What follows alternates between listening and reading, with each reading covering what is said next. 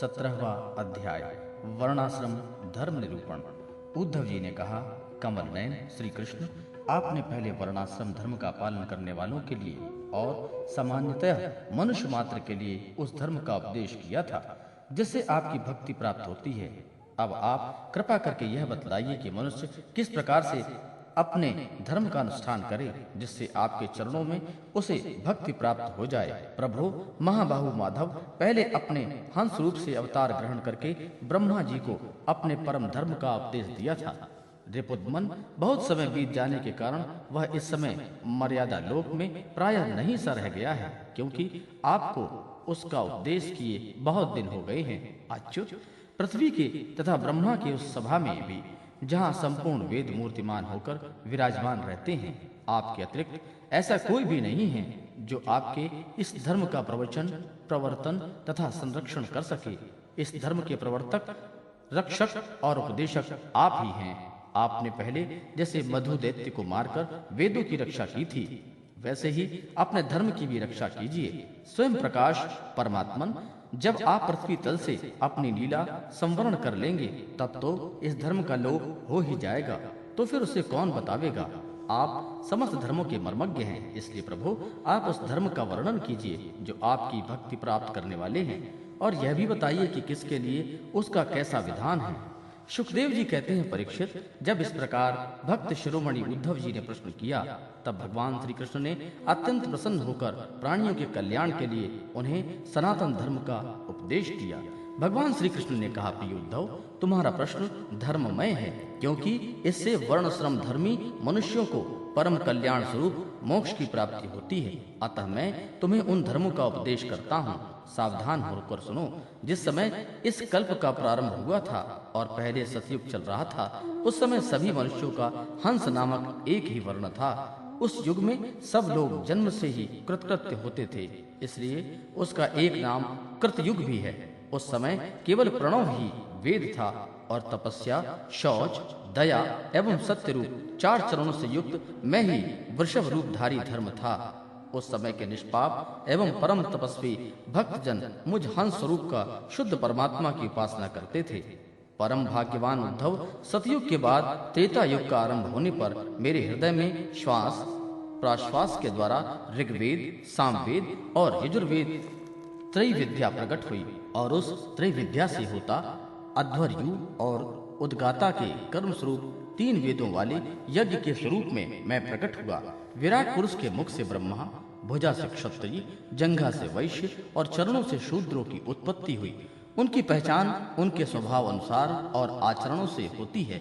उद्धव जी, विराट पुरुष भी मैं ही हूँ, इसलिए मेरे ही पूर्व स्थान से गृहस्थ आश्रम, हृदय से ब्रह्मचर्याश्रम, वक्षस्थल से वानप्रस्थाश्रम और मस्तक से संन्यास आश्रम की उत्पत्ति हुई। इन वर्ण और आश्रमों के पुरुषों के स्वभाव भी इनके जन्म स्थानों के अनुसार उत्तम, मध्यम और अधम हो गए, अर्थात उत्तम स्थानों से उत्पन्न होने वाले वर्ण और आश्रमों के स्वभाव उत्तम और अधम स्थानों से उत्पन्न होने वाले अधम होंगे। शम, दम, तपस्या, पवित्रता, संतोष, क्षमाशीलता, सीधापन, मेरी भक्ति, हृदय और सत्य, ये ब्राह्मण वर्ण के स्वभाव हैं। तेज, बल, धैर्य, वीरता, सहनशीलता, उदारता, उद्योगशीलता, स्थिरता, ब्राह्मण भक्ति और ऐश्वर्य, ये क्षत्रिय वर्ण के स्वभाव हैं। आस्तिकता, दानशीलता, दंभहीनता, ब्राह्मणों की सेवा करना और धन संचय से संतुष्ट न होना, ये वैश्य वर्ण के स्वभाव हैं। ब्राह्मण, गौ और देवताओं के निष्कपट भाव से सेवा करना और उसी से जो कुछ मिल जाए उसमें संतुष्ट रहना, ये शूद्र वर्ण के स्वभाव हैं। अपवित्रता, झूठ बोलना, चोरी करना, ईश्वर और परलोक की परवाह न करना, झूठ मूठ झगड़ना और काम, क्रोध एवं तृष्णा के वश में रहना, ये अंतर्जों के स्वभाव हैं। उद्धव जी, चारों वर्णों और चारों आश्रमों के लिए साधारण धर्म यह है कि मन, वाणी और शरीर से किसी की हिंसा न करे, सत्य पर दृढ़ रहे, चोरी न करे, काम, क्रोध तथा लोभ से बचे और जिन कर्मों के करने से समस्त प्राणियों की प्रसन्नता और उनका भला हो वही कार्य करे। ब्राह्मण, क्षत्रिय, वैश्य गर्भधान आदि संस्कारों से क्रम से यज्ञोपवीत संस्कार स्वरूप द्वितीय जन्म प्राप्त करके गुरुकुल में रहें और अपनी इंद्रियों को वश में रखें। आचार्यों के बुलाने पर वेद का अध्ययन करें और उसके अर्थ का भी विचार करें। मेखला, मृगचर्म, वर्ण के अनुसार दंड, रुद्राक्ष की माला, यज्ञोपवीत और कमंडल धारण करें। सिर पर जटा रखें। शौकीनी के लिए दांत और वस्त्र न धोवें। रंगीन आसन पर न बैठें और कुश धारण करें। स्नान, भोजन, हवन, जप और मलमूत्र त्याग के समय मौन रहें और कक्ष तथा गुप्तेंद्री के बल और नाखूनों को कभी न काटें। पूर्ण ब्रह्मचर्य का पालन करें। स्वयं तो कभी वीर्यपात करें ही नहीं। यदि स्वप्न आदि में वीर्य स्खलित हो जाए तो जल में स्नान करके प्राणायाम करें एवं गायत्री का जाप करें। ब्रह्मचारी को पवित्रता के साथ एकाग्रचित होकर अग्नि, सूर्य, आचार्य, गौ, ब्राह्मण, गुरु, वृद्धजन और देवताओं की उपासना करनी चाहिए तथा सायंकाल और प्रातःकाल मौन होकर संध्योपासन एवं गायत्री का जाप करना चाहिए। आचार्यों को मेरा ही स्वरूप समझो, कभी उनका तिरस्कार न करो। उन्हें साधारण मनुष्य समझकर दोष दृष्टि न करें, क्योंकि गुरु सर्वदेवमय होता है। सायंकाल और प्रातःकाल दोनों ही समय जो कुछ भिक्षा में मिले वह लाकर गुरुदेव के आगे रख दें। केवल भोजन ही नहीं, जो कुछ भी हो वह सब कुछ। तदनंतर उसके आज्ञानुसार बड़े संयम से भिक्षा आदि का यथोचित उपयोग करें। आचार्य यदि जाते हों तो उनके पीछे पीछे चलें। उनके सो जाने के बाद बड़ी सावधानी से उनसे थोड़ी दूर पर सोवें। थके हों तो पास बैठकर चरण दबावें और बैठे हों तो उनके आदेश की प्रतीक्षा में हाथ जोड़कर पास ही खड़े रहें। इस प्रकार अत्यंत छोटे व्यक्ति की भांति सेवा शुश्रूषा के द्वारा सदा सर्वदा आचार्य की आज्ञा से तत्पर हो जावे। जब तक विद्याध्ययन समाप्त न हो जाए तब तक सब प्रकार के भोगों से दूर रहकर इस प्रकार गुरुकुल में निवास करे और कभी अपना ब्रह्मचर्य व्रत खंडित न होने दे। यदि ब्रह्मचारी का विचार हो कि मैं मूर्तिमान वेदों के निवास स्थान ब्रह्मलोक में जाऊं तो उसे आजीवन नैष्ठिक ब्रह्मचर्य व्रत ग्रहण कर लेना चाहिए और वेदों के स्वाध्याय के लिए अपना सारा जीवन आचार्य की ही सेवा में समर्पित कर देना चाहिए। ऐसे ब्रह्मचारी सचमुच ब्रह्म तेज से संपन्न हो जाते हैं और उसके सारे पाप नष्ट हो जाते हैं। उसे चाहिए कि अग्नि, गुरु, अपने शरीर और समस्त प्राणियों में मेरी ही उपासना करे और यह भाव रखे कि मेरे तथा सबके हृदय में एक ही परमात्मा विराजमान है। ब्रह्मचारी, वानप्रस्थ और सन्यासियों को चाहिए कि वे स्त्रियों को देखना, स्पर्श करना, उनसे बातचीत या हंसी मक्खारी आदि करना दूर से ही त्याग दें। मैथुन करते हुए प्राणियों पर तो दृष्टिपातक तक न करें। प्रिय उद्धव, शौच, आचमान, स्नान, संध्योपासना, सरलता, तीर्थ, सेवन, जब समस्त प्राणियों से मुझे ही देखना, मन, वाणी और शरीर का संयम, यह ब्रह्मचारी, गृहस्थ, वानप्रस्थ और सन्यासी सभी के लिए एक सा नियम है। अस्पृश्यों को न छूना, अभक्ष्य वस्तुओं को न खाना और जिनसे बोलना नहीं चाहिए उनसे न बोलना, ये नियम भी सबके लिए एक समान हैं। नैष्ठिक ब्रह्मचारी ब्राह्मण इन नियमों का पालन करने से अग्नि के समान तेजस्वी हो जाता है। तीव्र तपस्या के कारण उसके कर्म संस्कार भस्म हो जाते हैं, अंतःकरण शुद्ध हो जाता है और वह मेरा भक्त होकर मुझे प्राप्त कर लेता है।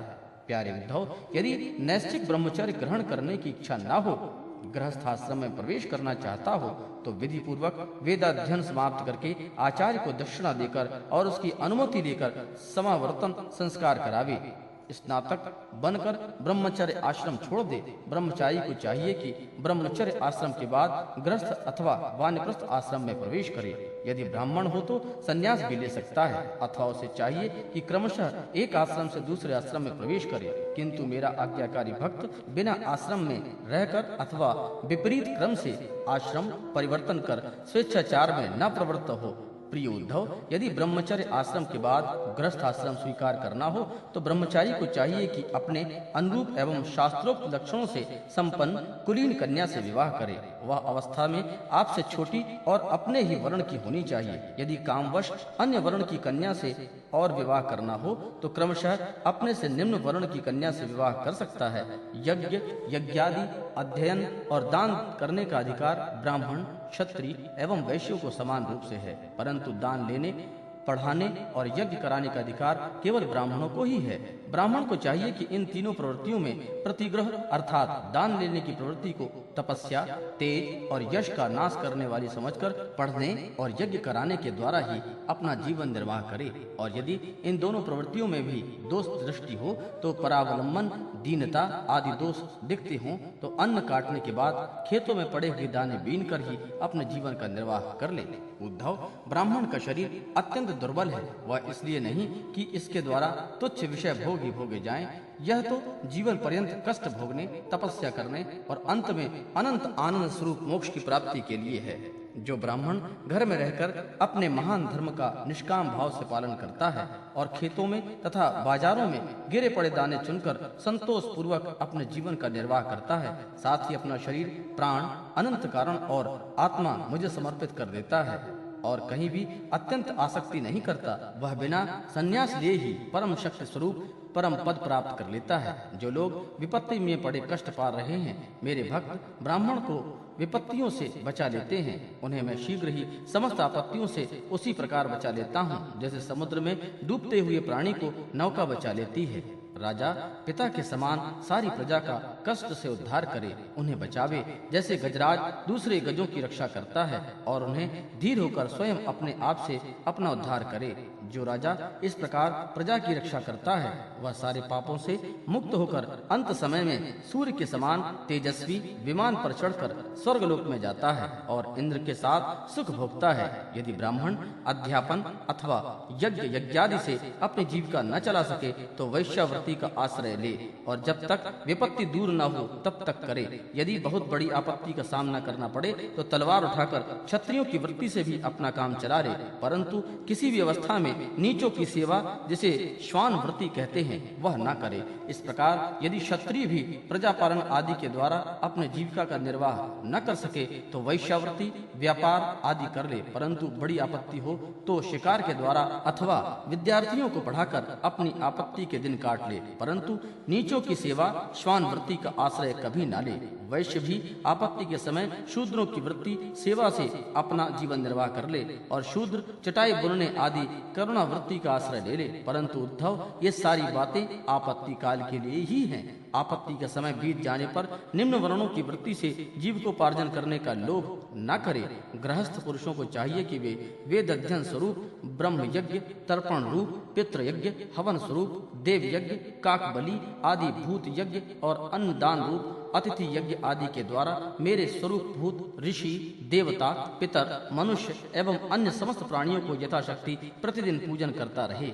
गृहस्थ पुरुष अनायास प्राप्त अथवा शास्त्रोक्त रीति से उपार्जित अपने शुद्ध धन से अपने भृत्य आश्रित प्रजाजन को किसी प्रकार का कष्ट न पहुंचाते हुए न्याय और विधि के साथ ही यज्ञ करे। हे प्रिय उद्धव, गृहस्थ पुरुष कुटुंब में आसक्त न हो, बड़ा कुटुंब होने पर भी भजन में प्रमाद न करे। बुद्धिमान पुरुष को यह बात भी समझ लेनी चाहिए कि जैसे इस लोक की सभी वस्तुएं नाशवान हैं, वैसे ही स्वर्ग आदि पारलोक में भी भोग नाशवान ही है। यह जो स्त्री पुरुष, भाई बंधु, गुरुजनों का मिलना जुलना है वह वैसा ही है जैसे किसी प्याऊ पर कुछ बटोही इकट्ठे हो गए हों। सबको अलग अलग रास्ते जाना है। जैसे स्वप्न नींद टूटने तक ही रहता है, वैसे ही इन मिलने जुलने वालों का संबंध भी बस शरीर के रहने तक ही रहता है। फिर तो कौन किसको पूछता है। गृहस्थ को चाहिए कि वह इस प्रकार विचार करके घर गृहस्थी में फंसे नहीं, उसमें इस प्रकार का अनासक्त भाव से रहे मानो कोई अतिथि निवास कर रहा हो। जो शरीर आदि में अहंकार और घर आदि में ममता नहीं करता, उसे घर गृहस्थी के फंदे बांध नहीं सकते।